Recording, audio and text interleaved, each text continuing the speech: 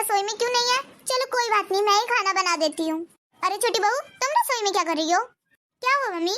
आज दीदी रसोई में नहीं आई थी, इसलिए मैंने सोचा मैं ही खाना बना लेती हूँ। अरे ना ना छोटी बहू, तुम्हें घर में परेशान होने की कोई जरूरत नहीं है। अरे मेरे छोटे बेटे ने तुम्हारे लिए कमरे में एसी लगवाया ना, वहाँ जाके आराम से बैठो ना। तुम ये खाने वाने के चक्कर में क्यों पड़ रही हो? मैं देखती हूँ बड़ी बहू को जाकर, ये क्या कर रही है, रसोई में क्यों नहीं आई है ये अब तक। नहीं मम्मी जी, मैं बना लूंगी, ऐसे तो रोज दीदी बनाती है ना, एक दिन मैं बना लूंगी तो क्या हो जाएगा।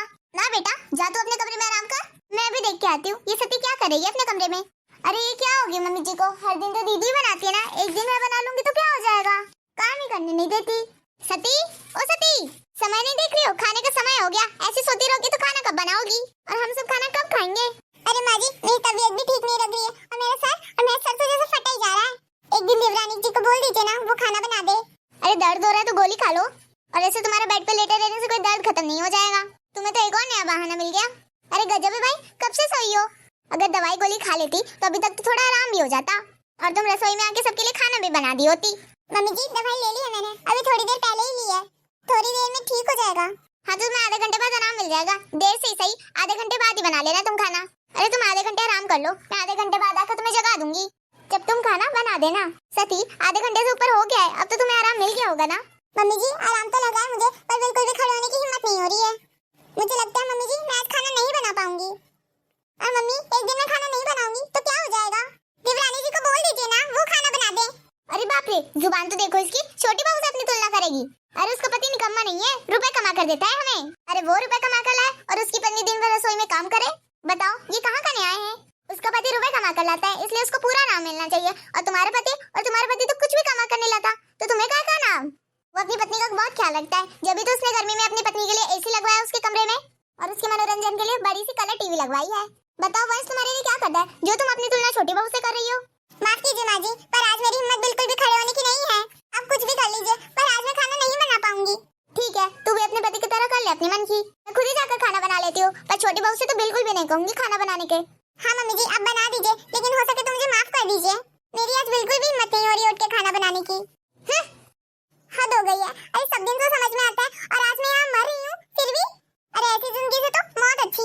मैंने अपने मायके वालों से अपनी हालत के बारे में कभी नहीं बताया, अरे बहुत छुपा लिया मैंने उनसे, पर अब मैं अपनी मम्मी से कुछ नहीं छुपाऊंगी, सारी बात उन्हें बता दूंगी कि क्या हो रहा है ससुराल में मेरे साथ।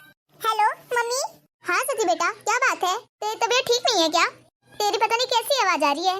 हाँ मम्मी, मेरी बिल्कुल भी तबीयत ठीक नहीं है, आप मुझे कल लेने आ जाइए, मैं अपने मायके आना चाहती हूँ। सती, क्या तुम मुझे छोड़ के चली जाओगी? पहले ही चले जाना था जी। अरे जब से मेरी शादी तुम्हारे साथ हुई है, तब से मुझे कुछ भी मान सम्मान नहीं मिला। तुम्हारे घर में हमेशा मेरे साथ एकदम नौकरों जैसा व्यवहार किया गया है, वो भी सिर्फ तुम्हारे कारण। वापस मैं एक ही शर्त पे आऊंगी, जब आप अपना खुद का काम करेंगे, जब भी मैं वापस आऊंगी। समझन जी, मैं मेरी बेटी सती को लेने आई हूँ यहाँ। अरे आपने हमसे एक बार भी बात नहीं की और अपनी बेटी को अचानक से लेने आ गए। आप अपनी बेटी की गृहस्थी उजाड़ रहे हैं। अरे उसका घर बसा ही कब था जो उजड़ेगा? उसको तो बस एक निकम्मे की बीवी के नाम से जाना जाता है। मम्मी, किसी से कोई बहस करने की जरूरत नहीं है, चलिए मैं आपके साथ आना चाहती हूँ। चलिए माँ। मैं रोकिए ना सती को। अरे जाने दे बेटा, इनको जब अपने बेटे की घर गृहस्थी की नहीं बढ़ी है तो तू क्यों इतना चल रहा है? जाने दो उसे, जब ब्याह हुई बेटी को अपने घर में साल भर रखेंगे ना, तब पता चलेगा समाज क्या बोलेगा, फिर वापस इसी दरवाजे में छोड़ के जाएंगी। चलिए मम्मी, किसी से कोई बात मत कीजिए। सती मत जाओ सती। मैंने तो आपको कल ही बता दिया था जी, अगर यदि आप मेरे साथ रहना चाहते हैं तो आप मुझे कुछ करके दिखाइए, कुछ रुपए कमा कर दिखाइए। अरे ये कैसी माँ है, अपनी बेटी का घर उजाड़ कर चली गई। लेकिन सुनीता, बहू की माँ की कोई गलती नहीं है, कोई भी अपनी बेटी के साथ ऐसा सलूक होते कैसे बर्दाश्त करेगी कि उसके ससुराल में उसको एक नौकरानी से ज्यादा कुछ नहीं समझा जा रहा है, ये सिर्फ उसके पति के कारण। अरे यही मौका है वंश, संभल जाओ, नहीं तो हमेशा के लिए सती को खो दोगे तुम। अरे तू चिंता मत कर बेटा, थोड़ी दिनों में समझन इसी दरवाजे पर छोड़ के जाएगी अपनी बेटी को। अरे कोई भी अपनी शादीशुदा बेटी को घर में बैठकर पाल नहीं सकता। अरे पूरे 5 महीने हो गए, ना तो सती का कोई कॉल आया और ना सती। अब मुझे समझ में आया, सती के बिना तो और भी कोई सम्मान नहीं है इस घर में। अब तो कोई मुझे खाने के लिए भी नहीं पूछता। सती तो कम से कम आके 4 बार मुझसे पूछती थी, खाना खाएंगे आप, खाना खाएंगे आप। हेलो सती, हाँ लौट आओ सती, मेरा तुम्हारे बिना कुछ भी मन नहीं लगता। मैं तो एक ही शर्त में लौट के आऊंगी जी, जब आप कोई नई नौकरी ढूंढ लेंगे। अब ये सब आपके ऊपर है, आप मुझे अपने घर में बुलाना चाहते हैं या नहीं। अब मैंने फैसला कर लिया है, मैं जीवन भर एक निकम्मे की पत्नी रहकर नहीं रह सकती। तुम्हें इसलिए फर्क नहीं पड़ता क्योंकि वो तुम्हारा घर है और तुम अपने घर में कुछ भी सुन सकते हो, पर मेरा तो कोई और घर है ना। सिर्फ तुम्हारे कारण उस घर में मेरे सुख दुख का ख्याल नहीं रखा गया, इसलिए। ठीक है सती, मैं तुम्हें एक नया नौकरी ढूंढ के दिखाऊंगा। इधर वंश को समझ में आ जाता है कि सती के बिना उसका यहाँ पर कोई भी नहीं है, इसलिए वो फैसला कर लेता है कि अब वो कोई ना कोई काम तो जरूर करेगा। और राधा को इस घर में लाएगा और दूसरे ही दिन वो नौकरी ढूंढने के लिए निकल पड़ता है। अरे वंश बेटा, कहाँ जा रहे हो तुम? पापा, अब मैं अपनी सती के लिए मेहनत करना चाहता हूँ। मैं उसे रुपए कमा कर देना चाहता हूँ, इसलिए मैं कोई नई नौकरी ढूंढने जा रहा हूँ। मुझे मालूम है बेटा, तू 2-4 दिन में लौटकर वापस घर आ जाएगा। ठीक है माँ, चलता हूँ मैं। इस तरह वंश नौकरी की तलाश में पुणे चला जाता है। पूरे 20 दिन वो नौकरी की तलाश करता रहता है और उसको एक दिन नई नौकरी मिल ही जाती है और वो खुश होकर अपनी पत्नी सती को कॉल लगाता है। हेलो हेलो, हाँ सती, मुझे पुणे में एक नई नौकरी मिल गई है और मैंने अपने लिए एक छोटा सा रूम भी ले लिया है। तुम वापस अपने ससुराल आ जाओ, मैं तुम्हें रुपए कमा कर देता रहूंगा। तुम्हें किसी के सामने झुकने या हाथ फैलाने की जरूरत नहीं पड़ेगी। नहीं जी, अब मैं उस घर में वापस नहीं जाना चाहती हूँ। अब मैं आपके साथ आकर रहना चाहती हूँ, क्योंकि मैं वापस उस घर में जाऊंगी तो आप वापस वो नौकरी छोड़ देंगे। आप बहाना बता देंगे कि आपके साथ नौकरी नहीं होती, इसलिए मैं आपके साथ ही पुणे में रहना चाहती हूँ। ठीक है सती, मैं तुम्हें अगले महीने ले आऊंगा। इस तरह धीरे धीरे एक महीना बीत जाता है और वंश को उसकी पेंशन मिल जाती है। आपने सुना क्या जी? हमारे बड़े बेटे को नौकरी मिल चुकी है और सती भी इसके साथ शहर में जाके रहने लगी है। हाँ सुनीता, मैंने भी ये बात सुनी है और मुझे ये सुनकर बहुत खुशी हो रही है। देर से ही सही, पर उसने कुछ किया तो। सुनीता, क्या तुम्हें ऐसा नहीं लगता हमारे बेटे में परिवर्तन सिर्फ सती और समधन जी की वजह से ही आए हैं? अगर समधन जी सती को लेकर नहीं जाती तो वंश को कभी भी समझ में नहीं आता। हाँ जी, ये सब सिर्फ सती और समधन जी की वजह से हुआ है। मैं तो एक बार समधन जी से मिलकर उनका धन्यवाद करना चाहूंगी। आज उनकी वजह से हमारा बेटा निकम्मा नहीं कहलाएगा।